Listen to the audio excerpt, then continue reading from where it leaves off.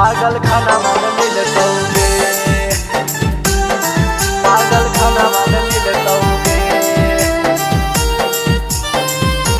यगे सोना ढोबे खातिर लइहो हरियर बसवाला हसवा, पागल खाना में मिलतौगे।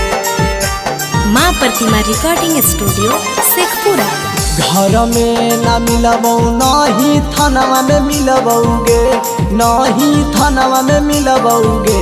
कि अगे सोना ढोबे खातिर लइहे हरियर बसवाला हसवा, पागल खाना में मिलतौगे।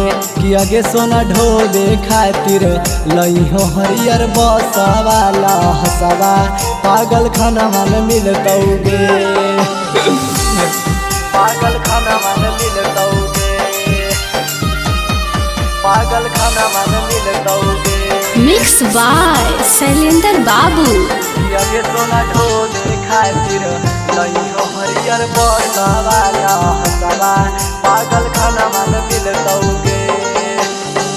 उठ हम दरदिया गे सोना तोरे गे फिकिरिया, माथावा पहथावा धर के खैनी साथे किरिया, खैनी साथे किरिया।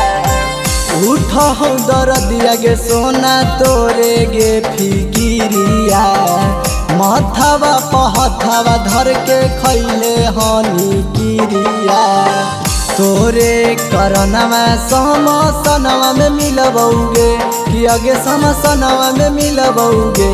कि अगे सोना ढोबे खातिर लइहे हरियर बसवाला हसवा, पागल खाना में मिलतौगे। कि अगे सोना ढोबे खातिर लइहो हरियर बसवाला हसवा, पागल खाना में मिलतौगे। पागल खाना में मिलतौगे, पागल खाना में मिलतौगे। माँ प्रतिमा रिकॉर्डिंग स्टूडियो शेखपुरा। ढोबे खातिर लइहो हरियर बसवाला हसवा, पागल खाना में मिलतौगे। तोरा मुँह देखे बिना कैसे हम जीवौगे, अन्न पानी छोड़ी के हम जहर लेके पियबौगे, जहर लेके पियबौगे।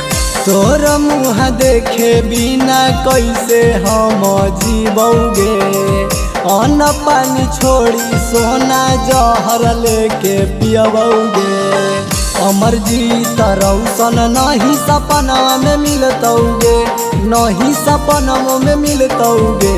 कि जान गे ढोबे खातिर लइहो हरियर बसवाला हसवा, पागल खाना में मिलतौगे।